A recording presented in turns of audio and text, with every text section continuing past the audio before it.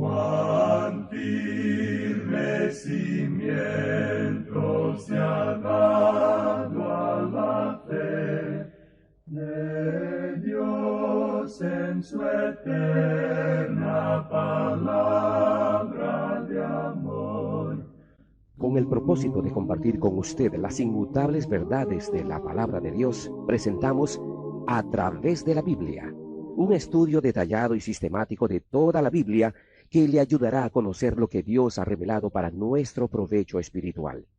Estos estudios bíblicos fueron diseñados y elaborados por el Dr. J. Vernon McGee, versado maestro de la Biblia, quien dedicó la mayor parte de su vida a la enseñanza clara y sencilla de la palabra de Dios. Acompáñenos, pues, mientras avanzamos en nuestro recorrido a través de la Biblia. Cuán firme cimiento la palabra de Dios. Es un gozo estar nuevamente con usted, amigo oyente, para traerle otro estudio de la serie A través de la Biblia. Leamos una vez más este versículo 14. Entonces Faraón envió y llamó a José, y lo sacaron apresuradamente de la cárcel, y se afeitó, y mudó sus vestidos, y vino a Faraón. Destacamos el hecho de que se había afeitado. Dijimos que los hombres del desierto no acostumbraban a afeitarse en aquellos días. Es probable que ninguno en la familia de José se afeitara. Dijimos también que los egipcios no se dejaban crecer la barba. Solo los gobernantes llevaban una barba pequeña y la ostentaban, porque consideraban que aumentaba la dignidad del puesto de gobernante. Hay un mensaje grande en esto. José es sacado de la cárcel, se afeita y le queda por delante una vida nueva. Esto es como una resurrección, es levantado. Ahora va a los gentiles. ¡Qué cuadro tan tremendo el que tenemos aquí! Leamos ahora los versículos 15 y 16 de Génesis capítulo 41. Y dijo Faraón a José, yo he tenido un sueño, y no hay quien lo interprete. Mas he oído decir de ti que oyes sueños para interpretarlos. Respondió José a Faraón, diciendo, no está en mí. Dios será el que dé respuesta propicia a Faraón. Escuche usted cuán claramente José declara a Faraón que es Dios quien debe recibir la gloria. Una vez más, volvemos a mencionar lo que dijimos en un programa anterior. Un hijo de Dios debe tener mucho cuidado de que sea Dios quien reciba toda la gloria por cualquier logro en su vida o por cualquier cosa que haga. Si hacemos alguna cosa por nosotros mismos, amigo oyente, somos nosotros los que lo hacemos y eso es de la carne. Y créame que no es muy bello. Una cosa es segura y esa es que Dios no aceptará el fruto de la carne. Si es que usted y yo hacemos alguna cosa que tenga éxito, es porque es Dios quien lo hace. Eso es lo que dice José a Faraón. Le dice que él no puede interpretar los sueños, pero que Dios dará una respuesta a Faraón. Faraón cuenta entonces el sueño a José, y nosotros no vamos a leerlo una vez más, pero note usted en el versículo 21 que cuando las vacas flacas habían devorado a las gordas, continuaron aún con el mismo aspecto feo que antes tenían. Ahora el versículo 25 nos dice que en realidad los dos sueños son uno mismo. Leamos este versículo 25. Entonces respondió José a Faraón, el sueño de Faraón es uno mismo. Dios ha mostrado a Faraón lo que va a hacer. En esencia, estos dos sueños son uno solo y hablan de una sola cosa. La razón por la cual había dos sueños era para dar énfasis sobre su gran importancia y significado. Dios había dado los sueños a Faraón para hacerle saber lo que él estaba planeando hacer. Faraón, pues, se entera de la interpretación. Leamos ahora los versículos 26 hasta el 31 de este capítulo 41. Las 7 vacas hermosas 7 años son, y las espigas hermosas son 7 años. El sueño es uno mismo. También las 7 vacas flacas y feas que subían tras ellas son 7 años. Y las 7 espigas menudas y marchitas del viento solano 7 años serán de hambre. Esto es lo que respondo a Faraón. Lo que Dios va a hacer, lo ha mostrado a Faraón. He aquí vienen 7 años de gran abundancia en toda la tierra de Egipto. Y tras ellos seguirán 7 años de hambre, y toda la abundancia será olvidada en la tierra de Egipto, y el hambre consumirá la tierra. Y aquella abundancia no se echará de ver, a causa del hambre siguiente, la cual será gravísima. En primer lugar, José le dice a Faraón lo que sus sueños predicen. Habrá 7 años de abundancia y luego habrá 7 años de hambre.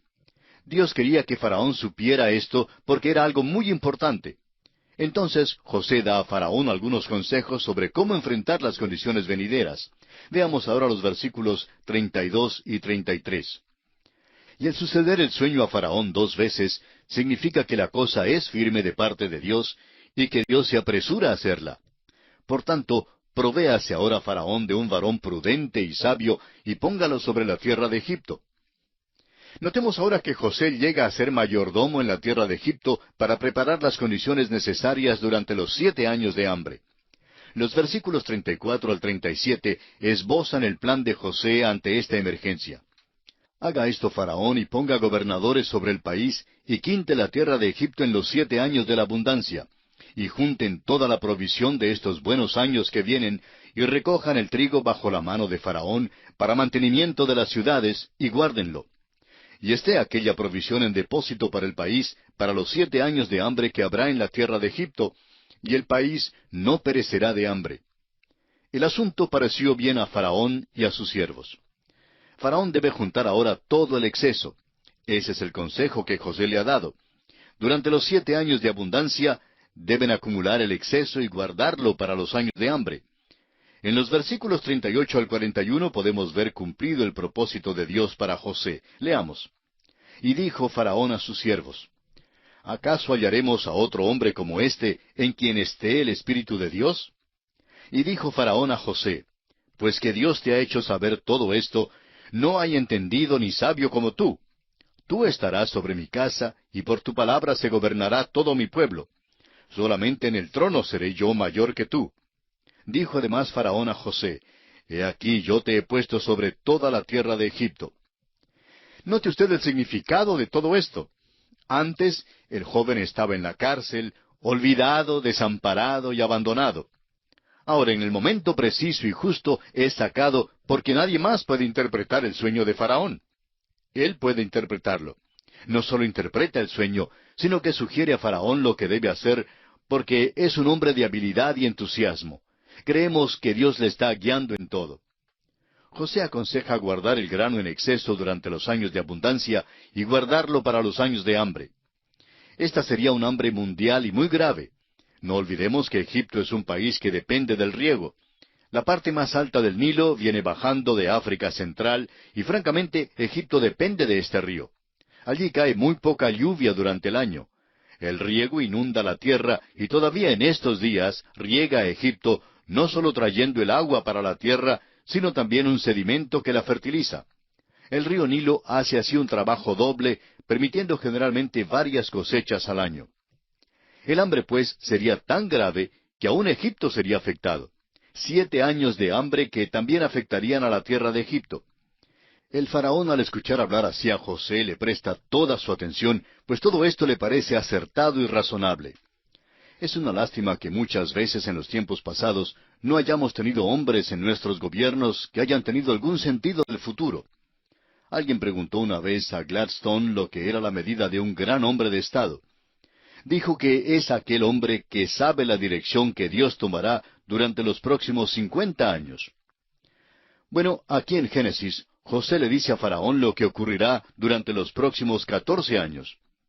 Ahora, ¿quién mejor podía hacerse cargo de esto que José? Faraón reconoció que José era un hombre de habilidad. Bien podemos preguntarnos por qué Dios, en primer lugar, dejó que José entrara en la casa de Potifar. Pero ahora nos damos cuenta que había aprendido mucho en aquella casa donde se le encargó de todo. Ahora se hará cargo de todo en la tierra de Egipto. Esta es una transición grande en su vida. Seguía en posición solo a Faraón. Desde lo más profundo de la oscura cárcel llega al trono directamente bajo el trono de Faraón. Ahora José recibe el nombramiento oficial de manos de Faraón. Leamos los versículos 42 al 44 de Génesis capítulo 41. Entonces Faraón quitó su anillo de su mano y lo puso en la mano de José y lo hizo vestir de ropas de lino finísimo y puso un collar de oro en su cuello y lo hizo subir en su segundo carro y pregonaron delante de él, doblad la rodilla, y lo puso sobre toda la tierra de Egipto. Y dijo Faraón a José, yo soy Faraón, y sin ti ninguno alzará su mano ni su pie en toda la tierra de Egipto.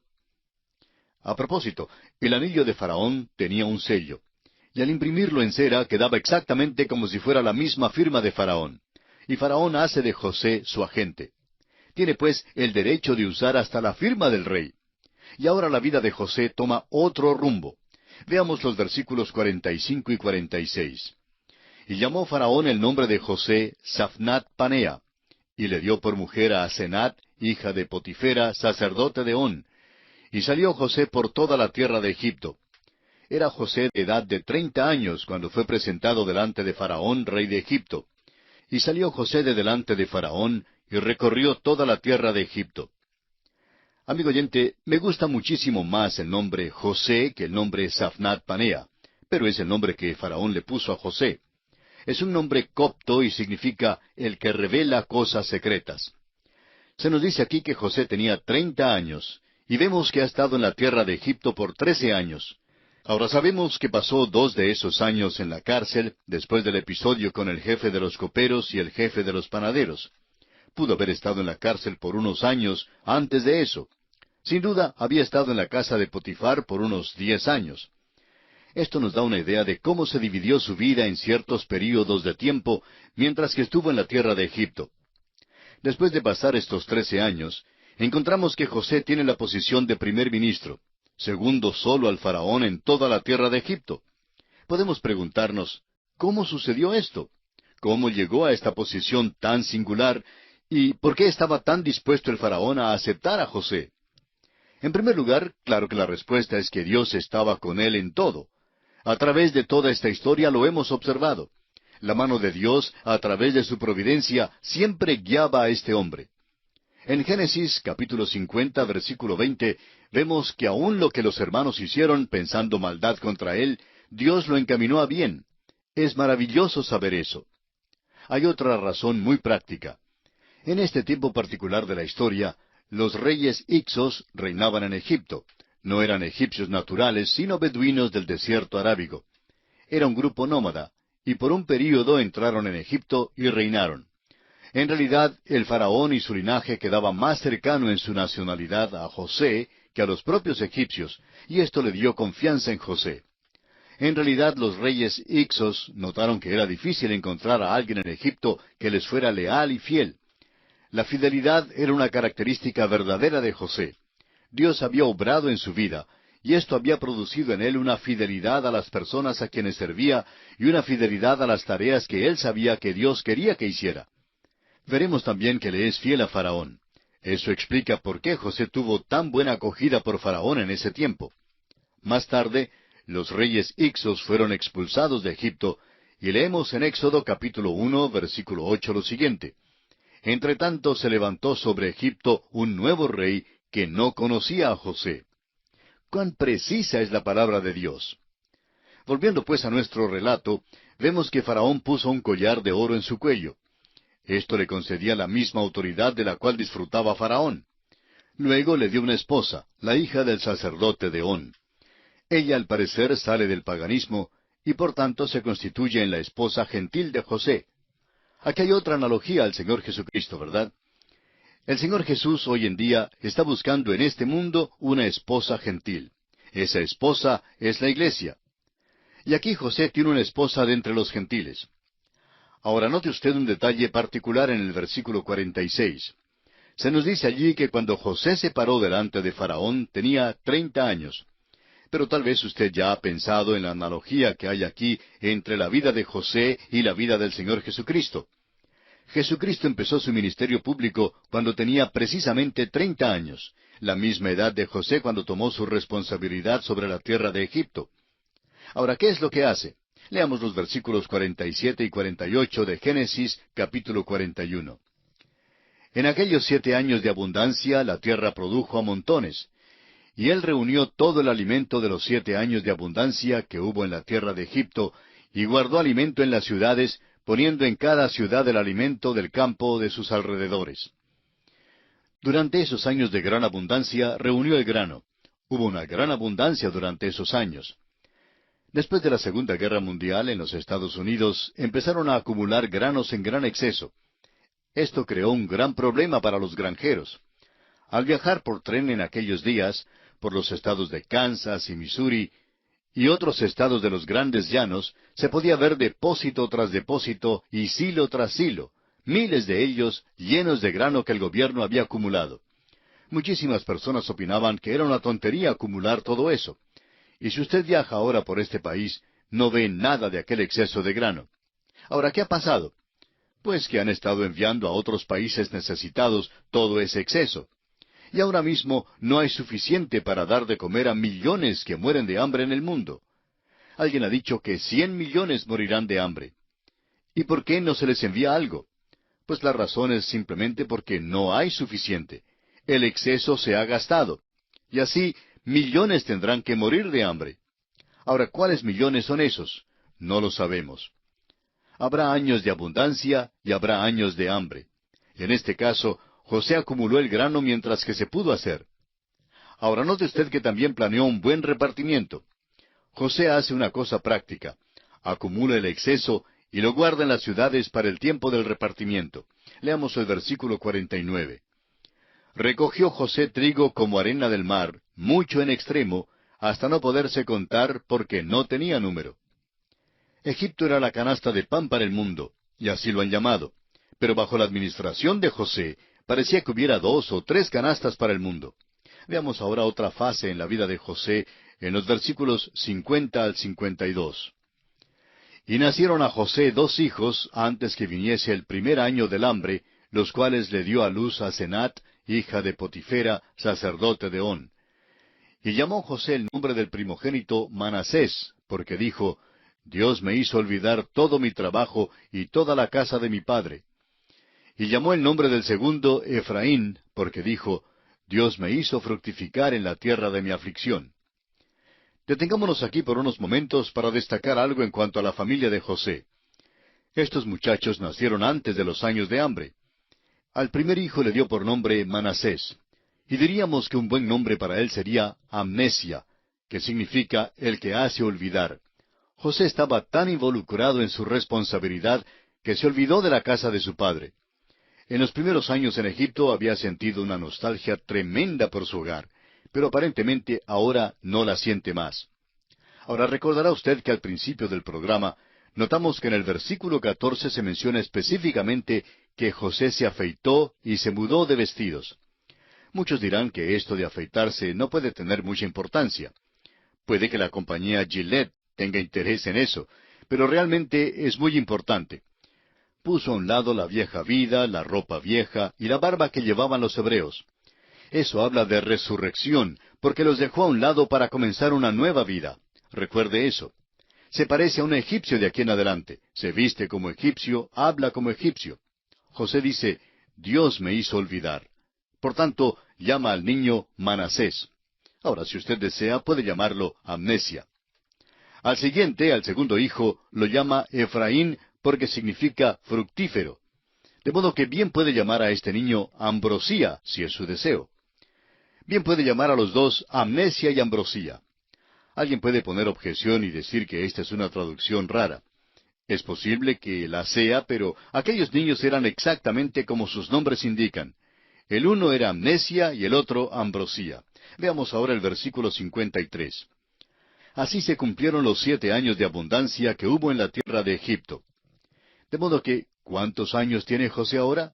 Tiene 37 años. Y ahora viene la parte difícil, los 7 años de hambre.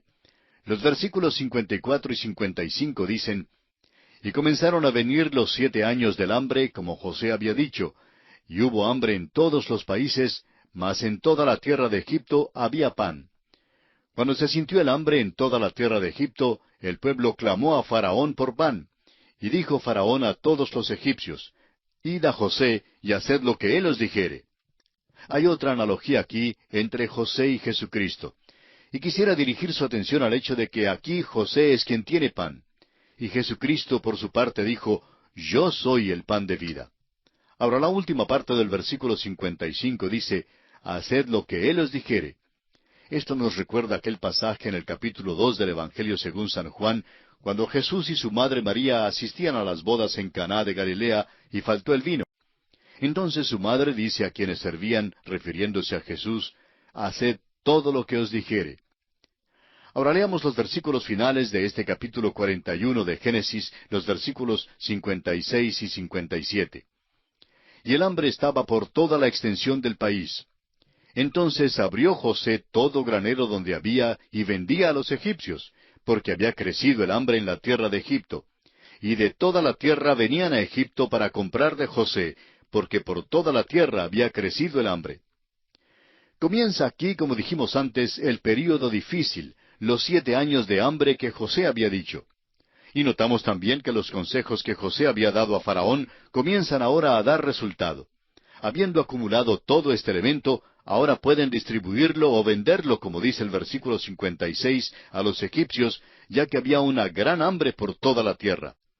Esta parte constituye también la introducción a una interesantísima historia que encontramos en los capítulos siguientes. Y notaremos especialmente el propósito que Dios tiene en la vida de la familia de José al sacar a Jacob y sus hijos de en medio de los cananeos para traerlo a Egipto, lo que únicamente pudo cumplirse a través de estos 7 años de hambre.